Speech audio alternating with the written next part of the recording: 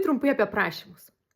Kaip jums atrodo prašymas? Aš norėčiau daugiau meilės. Jis čia toks aiškus ar ne?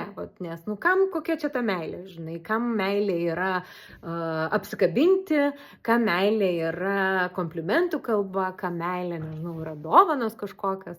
Aš taip galvoju, kad geri prašymai yra tie, kurie yra labai labai konkretus ir leidžia suprasti, kas konkrečiai mums leidžia patenkinti tam tikrą poreikį.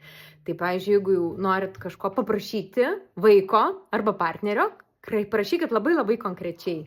Pavyzdžiui, aš norėčiau kartą per savaitę su tavim nueiti į pasimatymą. Arba aš norėčiau kartą per mėnesį gauti gėlių ir aš tada jausiuosi mylima ir svarbi. Antras dalykas, labai labai svarbu turbūt skirti tą tokį prašymą nuo reikalavimo. Pagrindinis kriterijus, kuo tai skiriasi, kad jeigu jūs kažko paprašot ir jums pasako ne, ir jūs supykstat, vadinasi, tai nebuvo prašymas, tai buvo iš tikrųjų toks paslėptas reikalavimas.